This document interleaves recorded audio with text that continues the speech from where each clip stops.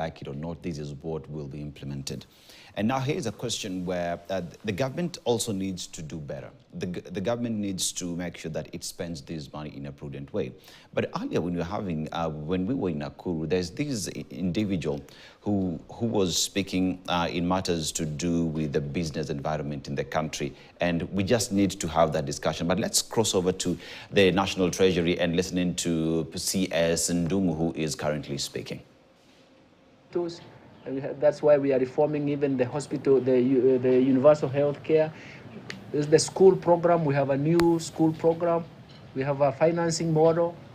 And we all have to support that in terms of resources. So in a sense, what we are doing is to summarize all that we have got from both MDAs and government institutions, plus the private sector, and then public participation in terms of what they have brought to us. That's what we summarize, that's what we present. But this year's budget, we want to emphasize two things. First, we have to protect that economic recovery. We can only protect that economic recovery through policy reforms, through the diverse measures of raising revenues, through programs, and through interventions. Okay, that is the most important thing. The second thing is that we have to, the policy reforms must go in different dimensions.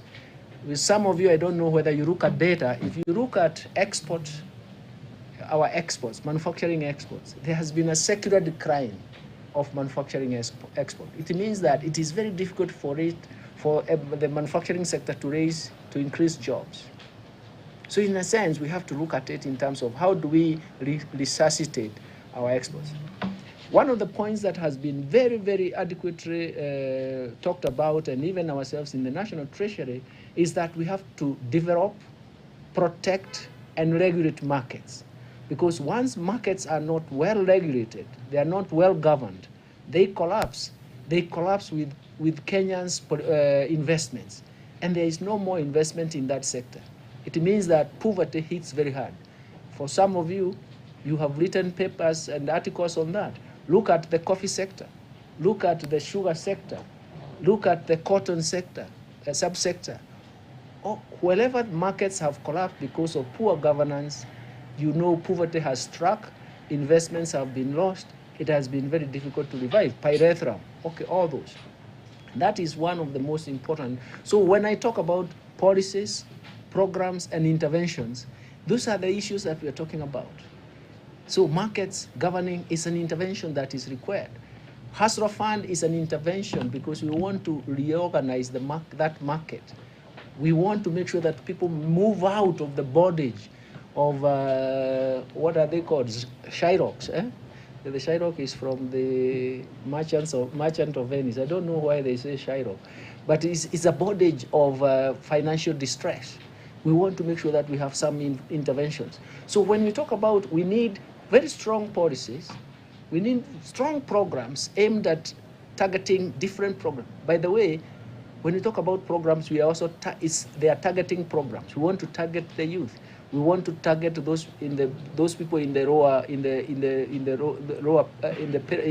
bottom of the pyramid in terms of what they need. That's why the Hustlers Fund is very, very important.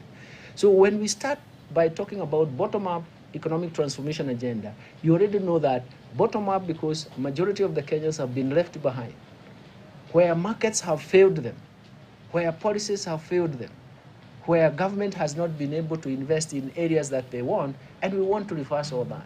And those are the issues. I wanted to make those 3 points maybe so that you can have a feel that when budget making is not about taxes. Taxes comes in to say, after saying you are going to do all this, how are you going to finance it?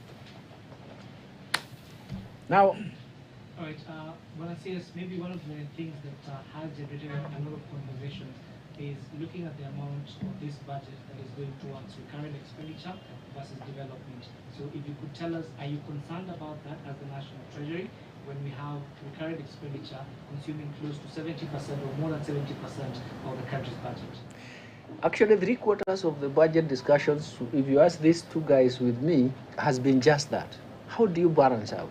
Because, look, many years back, when I was the governor of the central bank, I used to argue that even in times of crisis, make sure that you do not devour the development spending because you limit capacity for future growth. That logic is still there. That's why we are saying those interventions is to protect the development expenditure. Because once you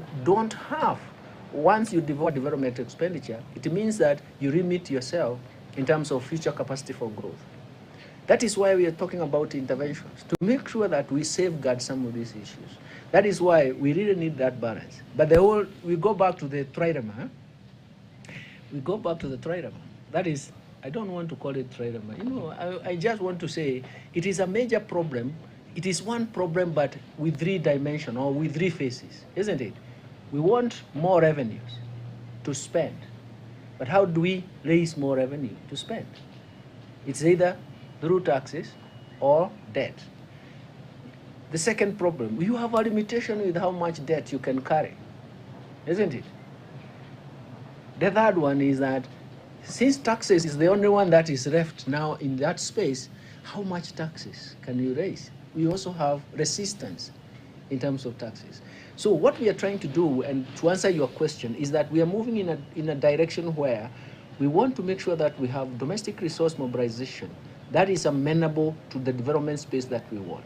And we want to make sure that we limit our tax expenditure to build up a revenue base or a tax base, and also reorganize. We are trying to reform all dimensions of taxes to try and see how we can raise revenue. Mostly looking at the hard-to-tax economy, and this is some things that we are going to talk about. So in a sense, we are conscious about that. Half of the work that we do is how do we support development spending? How do we create that balance? Okay, buenos CS, my name is Noki Kumbo from KTN News. 2 questions. The first one is, you've spoken about policies and a wider approach towards reforms. It's not just budget, but we can't ignore the impact. We can't ignore the impact of the taxation element to several industries. For example, manufacturing. I mean, we've spoken to manufacturers over the discussion on matters finance bill. Some of them are closing up. They are thinking about relocating. How do we counter that? There is nothing like closing up or relocating. This is a political agenda. Let me tell you, everywhere you go, we try to balance out policies so that nobody feels disadvantaged. Okay? That is a hearsay that you're talking about. Let me tell you, there is nowhere in Kenya that you have raised taxes to the point where farms can close down. Give me an example. I've been living in this country. I've done most of the policy work in my own individual capacity, and I can tell you I have all those. Don't forget, I would like you to go and read the book that we developed in 2002 when Kenyans were so depressed, and it is restarting and sustaining growth in Kenya. You read that, and you'll tell me what you have said is incorrect. If you read that, there are several chapters, you realize that what you are really saying has no basis.